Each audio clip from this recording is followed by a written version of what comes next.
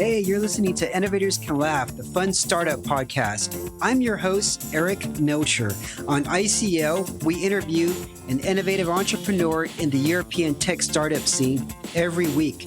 My goal is to have my guests share their wisdom while having a little fun in the process. Now let's dive in. Hey, Mark, welcome to the show. How you doing? I'm fine. Thank you very much, Eric, for having me here. It's a great honor for me. Absolutely. For folks who don't know you, who is Marc Schillinger? Well, how would you describe yourself? Yeah, 46 years old, 3 children, living currently in Switzerland and in Germany. And I built up eCollect. And before that, I had corporate business CV, I would say. And then for years, I decided to go out of the corporate and started the eCollect to be an entrepreneur in the tech environment. Okay. Mark, when I was thinking about our chat, I remembered a time that many years ago, I received this phone call from a debt collector, and he was very rude. He definitely wasn't customer centric at all. In fact, he made me very upset, and I was about to put on my ass kicking boots and go pay him a visit. That's how angry he made me.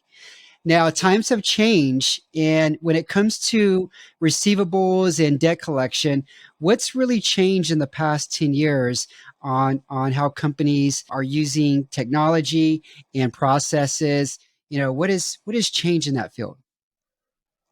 Look, Eric, I have hairs. I don't sit here having a black suit, and I don't have a baseball in my hand, So this is like the other thing when you talk about collection, it always comes down to, okay, this is like the image, of collection. I think we have seen quite a large change within the last 2 to 3 years, coming more, not being like a collection company where you outsource your debt, but you become also a very important part and chain of the customer value. Because now large corporation, starting from the invoicing over the dunning process to the collection process, see the whole receivables management process as one process. And therefore, the collection approach, is the enlargement of the customer journey in the collection. And therefore, also in the collection area, you need to be very cautious, how to talk to people. You need to give them different communication methods, different payment methods. And this, I think, has changed dramatically in the last 2 years. To also see the collection part of the business, being a customer retention part of the business for the large corporation where we, for example, do collection for. Are you seeing a lot of differences in countries in terms of the channels that people are using to pay their debts? Or for example, in Germany, are you seeing more SMS and mobile payments versus Bulgaria, or maybe they're still utilizing the phone? I'm just very curious.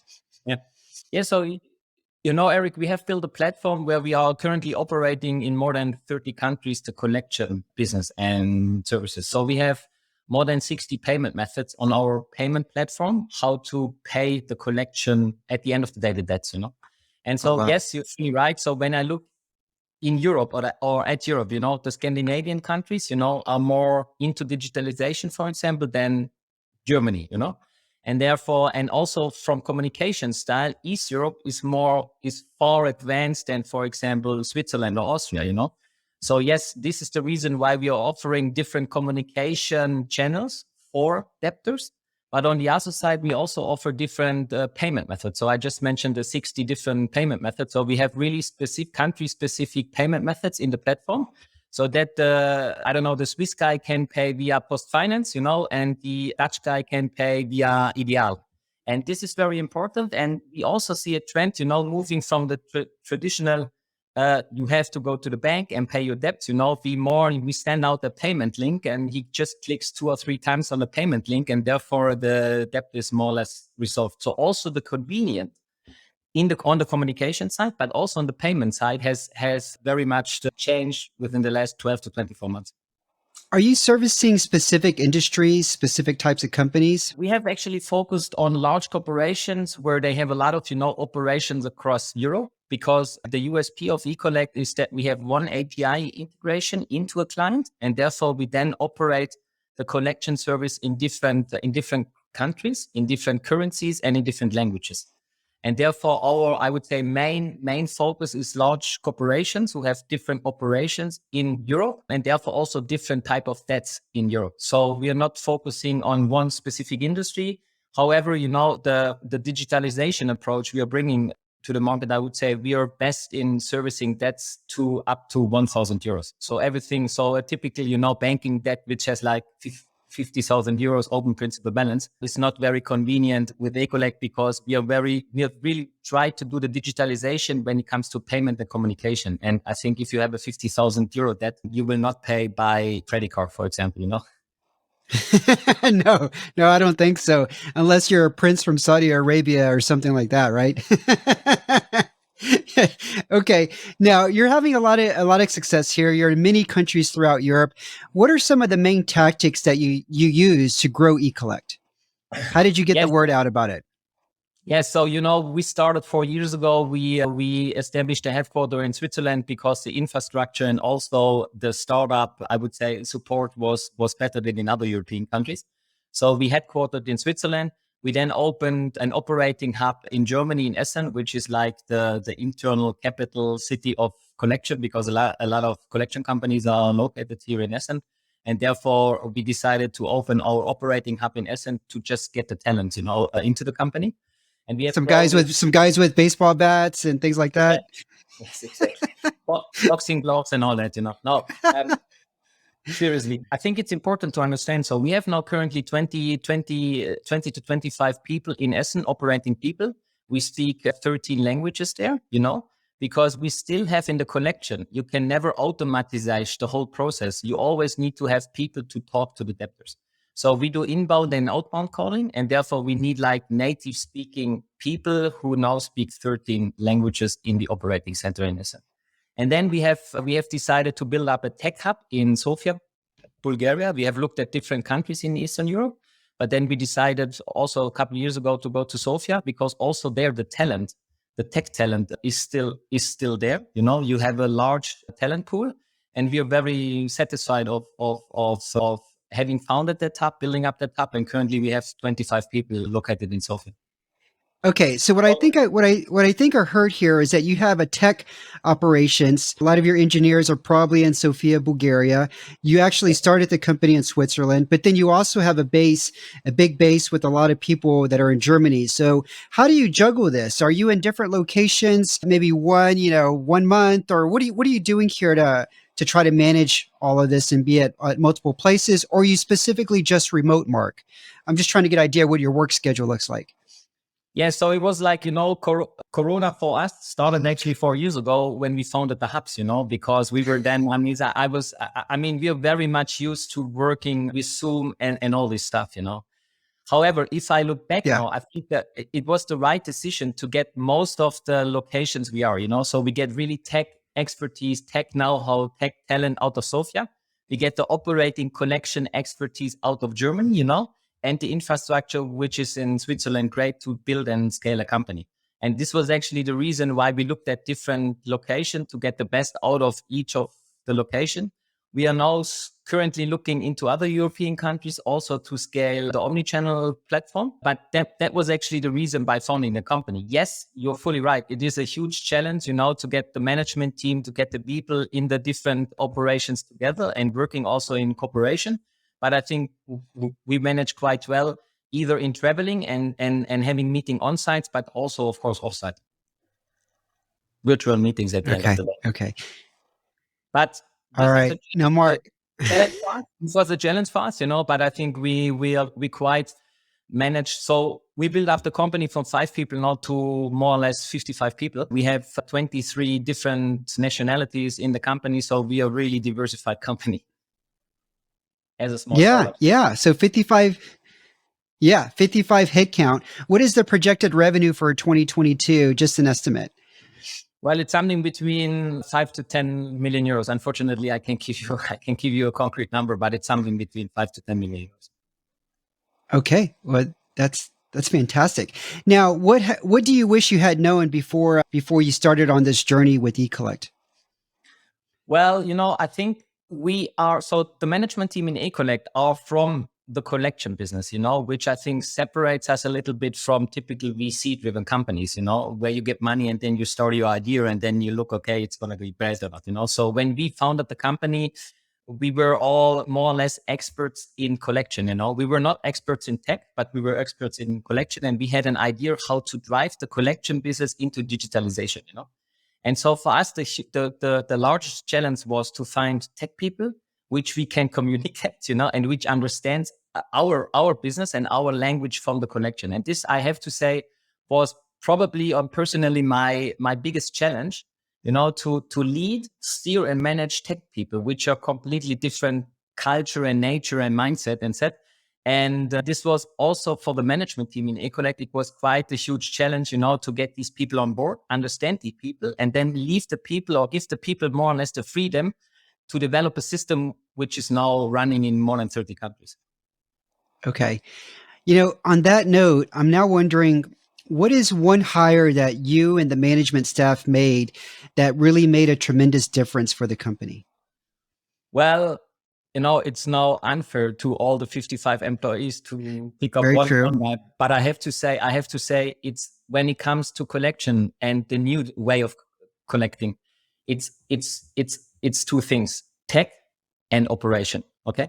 And I think we made a good hire with some of the tech guys, because these tech guys have really deep understanding of the receivables management invoice. So this is one thing, how to also bring people into the company, imagine that how can the industry look like in 3 to 5 years, and already build a system or factoring a system now new to be, also future ready.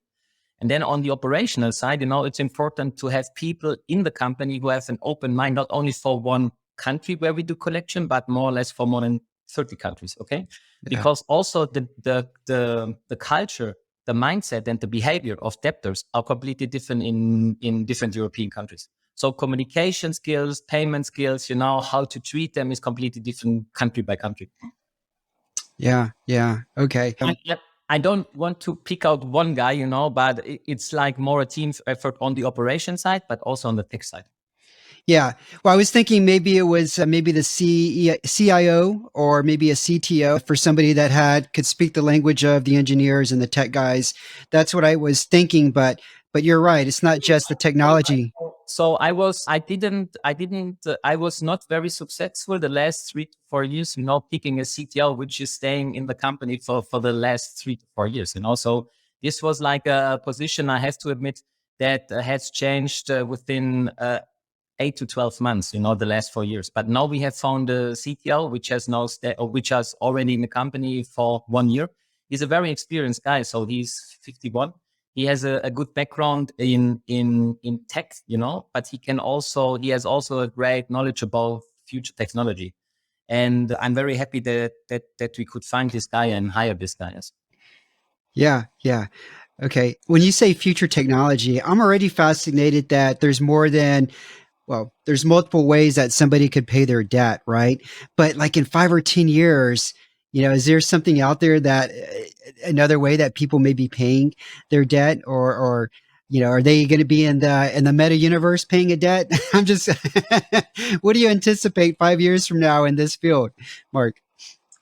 Yeah, I'm pretty convinced that. So if you look at our industry today, and if I take now eCollect, 65% of all the debts are being paid without manual interference. So this means that we send out an email, an SMS, and WhatsApp. There's a pay link. You click the pay link, you pay your debt, done. And then you have like the 30% or 40% of the debts where you still need manual interaction by people. Okay. And our main target now for the next 3 to 4 years is that we reduce the 30% to maybe 10. Okay. So that we go more into automatization, for example, answering emails. So if you want to propose an installment payment, for 500 euros, and you drop us a mail, the machine already recognizes the text of the email, and then you will receive a proposal for an installment payment. Okay. So this can be one thing, So we automatize the communication also via email. This is one thing. Second thing we have already started now 18 months ago is machine learning.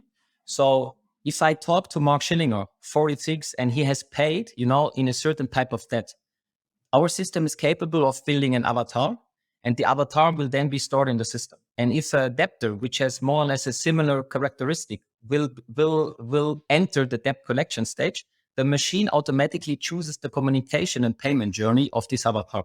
So with each successful payment, the machine, recognizes and builds an avatar, and then the communication strategy and the payment strategy will be set when a new debtor is arising. And I think this is like how the machine is learning on the one side, how we more and more automatize the process of debt collection. And now we are also thinking about also introducing the blockchain, because I think this will be the next future technology also in our business, that you have like one contract, and everything is stored in this contract, and then you have the payment, the P&L, and everything is in this contract. So at the end of the day, to make a long story short, I think you will always need people in the debt collection area because debtors want to talk because it's an open debt, But I think at the end of the day, our primary target is maybe reduce this interaction, this communication to 5 to 10%, and 90% should be automatic. Yeah. Or driven by artificial intelligence. Let's call it this way. Yeah. Yeah. So if I was a client and I was doing debt collection manually and having just heard what you just said that, hey, we can digitalize a lot of this. We've already got multiple ways for a person to pay. We've got a staff that speaks multiple languages here. I would already be fascinated. I would be pretty excited to try you guys out, right? But is there something else that clients get really excited about when they discover eCollect? Well, I think it's 3 USPs, Number one API connection. So traditional collection companies, work with Excel files. So the client is here, the collection company is here. They send you an Excel file. You take the Excel file, you put in the information in your system, and you start the collection process. Right. And the collection process you start is you do a letter and you do a phone call, full stop. Okay. So the first contact to a debtor is already 3 to 6 euros on the expenses side, because you need to print the letter, send out the letter, do the phone call. Okay. So the costs on the collection side is already there. When we talk to clients, we say, okay, we want to have an API integration, which is fully managed by ourselves. So we pull all the information fully digital. And then our system automatically creates an email and sends out the email. And the cost of an email, you all know, is 0.0 cent, so it's nothing. So I think it's the technical integration we are starting. This is one point. Then it's like our approach to really follow the customer journey. We don't see ourselves as being a collection company. I see myself of like enlarging the customer experience in the collection. Okay. And this means that we are not having this high amount of fees, but we just, continue the customer journey. This is the second thing. So I would call it soft collection. Okay. And the third thing at the end of the day is that when we store new information from the debtor, telephone address, email address, how he pays, when he pays, at what time he pays, this information will be directly in real time rerouted back into the system of our corporation. It's a two-way integration then. Okay. And then, for example, if Eric is not paying his debt with company one, but if he pay his debt with the collection company eCollect, he still is again a good customer because he paid his debt. Paid in the first instance. Maybe he paid it in the third and second instance, and therefore the scoring of the client can be adjusted to Eric again. And this, I think this is also comes. But this can be the future also, to have really an interaction between clients and collection companies. Yeah. And it makes so much sense. I mean, in my situation, I still get my US mail routed to my parents' house in the States. And sometimes a bill will come and I'm not aware about it because I live here in Romania and maybe it's past due. And finally my mom is like, oh yeah, something came in the mail a few months ago. You want me to open it? I'm like, yeah, Mom, because they're trying to reach me about something I owe them. Yeah, this was like 5 months ago. And but I'm a good customer. I just wasn't aware that I owed something or whatever. But yeah, that is phenomenal how they can still be considered a good customer. It's that really good experience component. Like just because they were sent to the debt collection agency, don't tag them as a bad customer, right? And so many companies I've worked with do that. As soon as they don't pay their bill, they're automatically categorized as, a bad customer. We really don't want them anymore. But in some cases, that's just not true. That's awesome. One more question for you before we dive into some fun stuff about your personality. What was one of the hardest obstacles that you've had to overcome for eCollect, Mark? Look, I've been now in this industry for 17 or 18 years, and I was also on the corporate side before I more or less founded eCollect and now had this FinTech, So at that time, it is really hard. I mean, even though I have contacts in this industry also on corporate side, on C-level side, it's really hard to convince the C-level guys on the corporate side, to work with a FinTech company like eCollect. Because somehow, I mean, everybody talks about the digitalization and we have to do that and that. But when it comes to decision-making processes, a lot of people tend to still go for the old and traditional big animals because it's somehow, okay, they're big, they have a name and so on. But only a less, have the motivation to say, okay, we're going to start something new, and we're going to try a small FinTech company. And I think this is not only in the collection area, this is also in banking and insurance and others. So this is really the hardest part, So you somehow have to convince the guys, to maybe start with this smaller company, even though they don't have this great name in the industry and all that stuff, But this is like the hardest challenges. This is like the hardest challenge we are currently facing, even though we have contacts, to all these guys, So we could convince some open-minded digital guys, also the decision maker have changed in our industry. So most of the time, CFO has made the decision. Now more or less chief marketing guys or sales guys are making the decision because also connection comes with the customer journey. And this has helped us, but still it says, okay, you are only 50 people. We have your collection companies with like 1,000 people. So let's go follow the big guys. Yeah. Yeah. Okay. All right. Hey, Mark, now for some fun questions here. First one, does corn belong on pizza? Does corn belong on pizza? Does corn belong on pizza? Yeah. If you like it, feel free to take it on the pizza. I'm more the margarita guy, but I would say no, but as I'm very open to culture and different tastes, go for it, I agree with you. I'm a no on that one. Yeah. And it irritates me when my wife orders pizza and there's corn on it. I'm like, what the hell is this? You never see this. Still better than pizza Hawaii, because pineapple has for me nothing to do on a pizza, but still it's okay. If people like it, they should go for it. Yeah. Okay. Second question. What is a favorite TV show that you can watch again and again? Actually, I'm a big fan of Michael Jordan. So I've watched his documentary now, The Last Dance, which I think I now watched 4 or 5 times. Also, I like Suits, but only in the English version, not in the German version. In the German version, it's horrible, Yeah. And so I would say these two Netflix series are currently my top 1 and 2. Yeah, no, I love that series. In fact, I was thinking about it this morning because there's this Saturday Night Live skit on Michael Jordan because of his gambling addiction. Have you ever seen that where he's gambling, they're rolling the dice? No. Okay, I'm going to send you the link after this. It is hilarious. It is hilarious. Yeah, he's so competitive and they're making fun of that, of his competitive nature. Yeah. He's really competitive. You know what I loved about it is fascinating is that his opponent, and even if he didn't like his opponent, let's say his opponent was great, he would conjure something in his mind that maybe his opponent said something negative about him. Yeah. And it would get him motivated enough to be like, I'm going to destroy this guy. Right. And I love that about it because in many cases, you don't really have a direct competitor. In my instance, I try to imagine there's somebody out there that's doing the same thing as me, and he's working harder to distribute the podcast and market the podcast. And so it's like I have to come up with, this fake competitor. And I really got that from him, that show. I love that show. And I love him. And I personally think that you can also, by reading his books, that you can bring a lot of his sports mentality into business. I mean, he's a superstar. He's probably the CEO.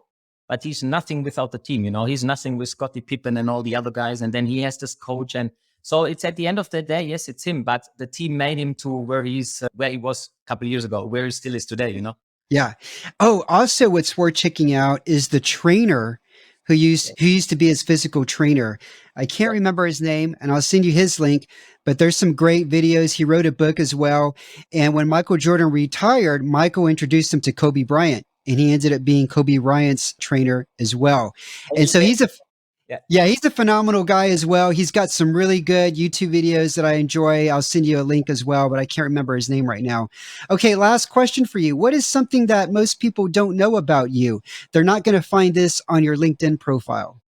Well, touching back on Michael Jordan, I'm going to tell you a story. So I was a big fan back in Germany in high school, and I really want to see Jordan play basketball. So I was really going to my parents and saying, no, I want to go to the US. I want to go to high school. And the reason for that was not to go to the US, to go to high school.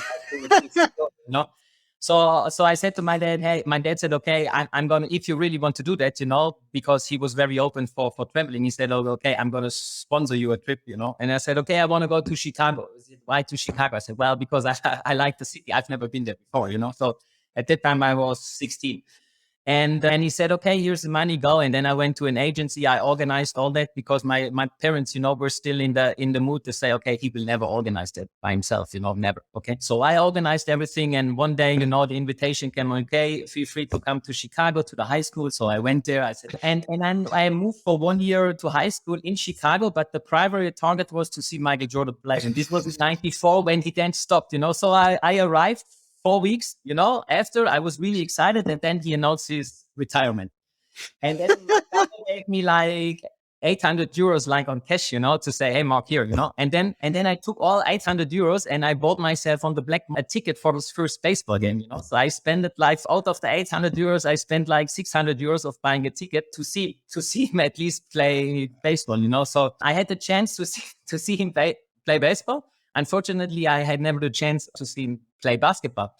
But then, it came down, and this is also something I'm going to tell to my kids. If you really want to have something in life, you have to fight for it. And then I got some friends in high school, and we were playing tennis and basketball. And one of his friends, so one of my best friends, the father, they had a holiday house at the Lake of Michigan.